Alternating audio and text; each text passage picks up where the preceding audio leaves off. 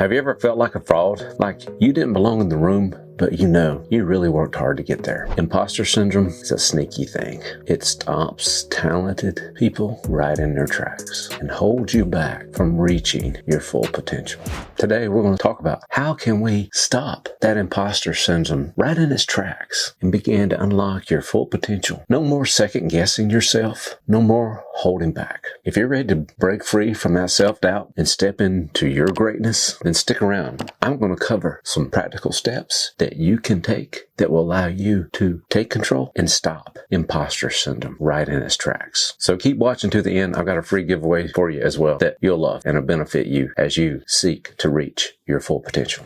This will change how you think about imposter syndrome today. Did you realize that 70% of leaders at some point in their career have been affected by imposter syndrome, even when they were making big, bold accomplishments? See, imposter syndrome, it doesn't discriminate. It doesn't care if you're trying to climb that corporate ladder or if you've got a big entrepreneurial dream that you're trying to make happen for yourself, or you're so passionate about bringing about social change through your nonprofit dream. Imposter syndrome doesn't care. All it wants to do is stop you right in your tracks, getting you to believe the lies that it has been telling you. But guess what? I've got some good news for you. You're not the only person that's ever had to deal with this. And the nice thing about it is you can take control of it. You can manage it. You can stop imposter syndrome right in its tracks. But first, we've got to reframe how you see it. Sometimes need to reframe how you see yourself. I'm going to let you in on a little secret about imposter syndrome. Instead of viewing it as something that holds you back, view it as confirmation that it's time for you to take action and level up.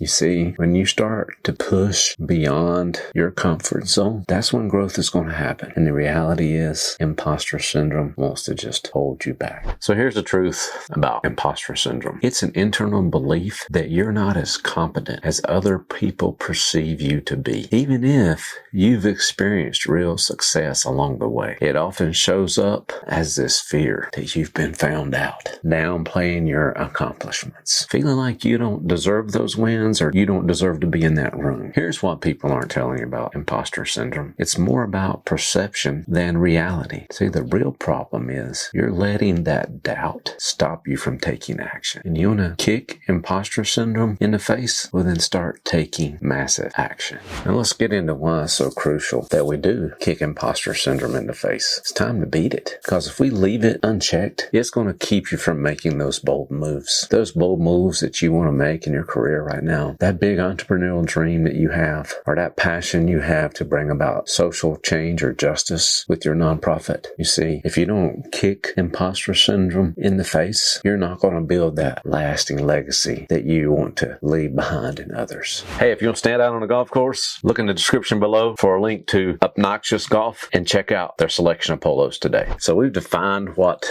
imposter syndrome is. Now I want to dive into some practical steps of how you can kick imposter syndrome in the face. The first thing you need to do is to recognize it for what it is. I know what you're saying. Duh, anybody can do that. Well, in the heat of the moment, when you're dealing with it and you're letting it cripple you and hold you back, sometimes we forget that we just need to acknowledge and recognize that voice in our head. See, the truth is, it's a mental trick that your brain is playing on you. You see that next time that doubt begins to creep in, and instead of just getting lost in it and letting it cripple you, just take a step back and label it for what it is. Here's a trick I found that helps me in these situations is to give that imposter syndrome a name. Give it a name. And when it raises its ugly head and you step back and you notice it, you need to call it out by name and identify that imposter syndrome trying to hold you back and let it know you're not going to allow that. You're going to take back control. You're going to step out and take action and follow through and do this thing that you feel like imposter syndrome is trying to cripple you from doing, because you've called it out by name and you've identified it, and you're going to go to war by taking action on the thing that you know you need to do right now. As you challenge it and call it out by name, you need to flip the script on imposter syndrome at that moment. You need to remind imposter syndrome, or the name that you've given it, why you deserve to be where you're at right now. Why do you deserve to be in that room? Why do you deserve for your dreams to come true for you? Why do you deserve to get that that promotion?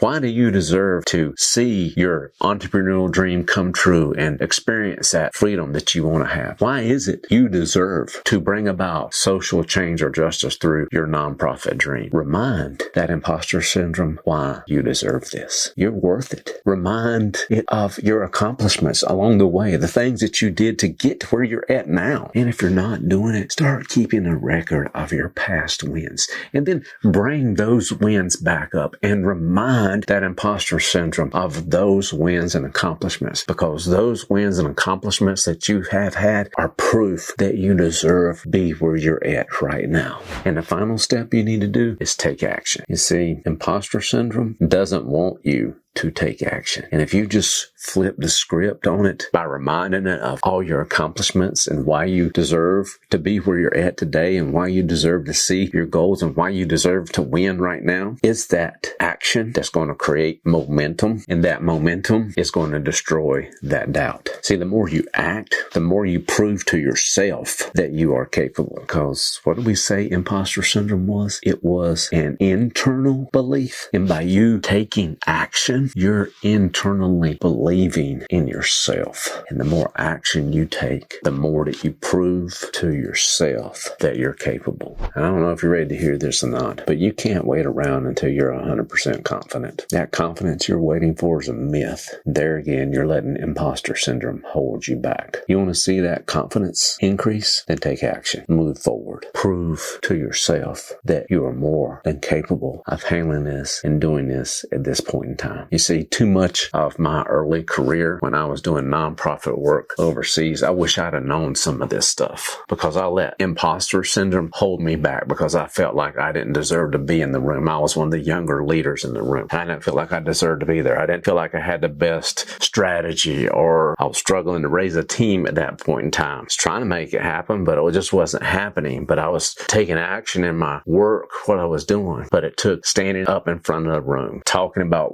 what we were doing, talking about the actions that we were taking. It took getting into rooms and sharing with people the changes in society we were going to bring and how what we were going to do was going to impact the community we were going to. That's the only way I found to help me break that fear and help me overcome imposter syndrome, because I took some action and I got in front of the room. I shared about our goals. I shared about how our strategy. I took action on those things. And if you're that millennial leader right now and you feeling like, well, I don't deserve to be here, or wow, they got all these older leaders right in the room here, what am I supposed to do? Here's what you're supposed to do. Take action on your goals. If you work to get to where you're at today and you got a plan, take action on that plan. Prove to yourself that you deserve to be there and get up in front of that room. Be that leader that takes that action. So we just covered some of those practical tips. Here's a few controversial ways that you can deal with imposter syndrome. This one kind of feels illegal to tell you, but if you're a perfectionist, it's going to hold you back.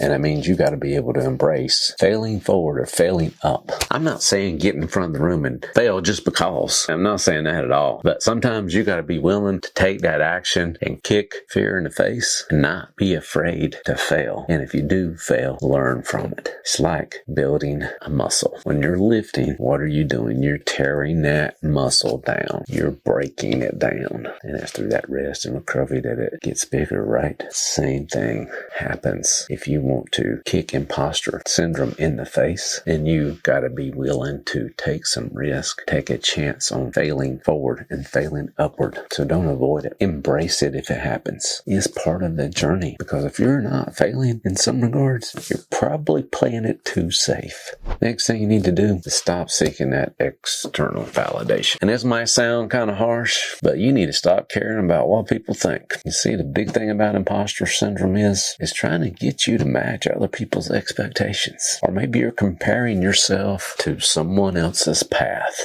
Your journey ain't like nobody else's. So why are you comparing it to theirs? See, your validation really and truly ought to come from your internal drive and purpose. Your validation is that 1%. That 1% of you getting better, of you improving. See, you're the one that's building this thing. You're building your legacy. No one else is. So why look for their validation? the final one, have a little bit of swagger about yourself and don't be so damn humble. Some of you have been told for too long to stay humble. And there's a difference between humility and denying your success. You probably should have a little more swagger and give yourself permission to own your accomplishments. Celebrate those wins, big or small, because the reality is those wins are the proof that you are capable. They are the proof that you deserve to be in that room. They are the proof that you deserve your dream to come true. They are the proof that you are worth it. Now we've looked at some controversial techniques. I want to help you build some long-term strategies right now. First thing you need to do is surround yourself with some support. You need people in your life, not the people you're trying to seek a validation from, but you need people in your life that want you to win and who will be there to remind you of your worth and your potential. It could be a mentor, it could be a coach, it could be a group of like-minded people, friends, peer group, whoever it is. Surround yourself with people that lift you up and who are not afraid to challenge you to grow at the same time. Now, the negative people, get rid of them. Don't even waste your time with them. Get them out of your life. And if the people in the room don't want you to win, leave that room. Next is be that lifelong learner. See, if you're that lifelong learner, imposter syndrome ain't going to be able to live in that environment. The imposter syndrome is wanting you to stay stagnant. It doesn't want you to grow. So be that learner. Might mean you attend workshops. You could sign up for a high-end mastermind somewhere. You could read books, seek out new challenges, pay for a high-end coach. See, if you stay curious, you're going to keep that imposter syndrome at bay.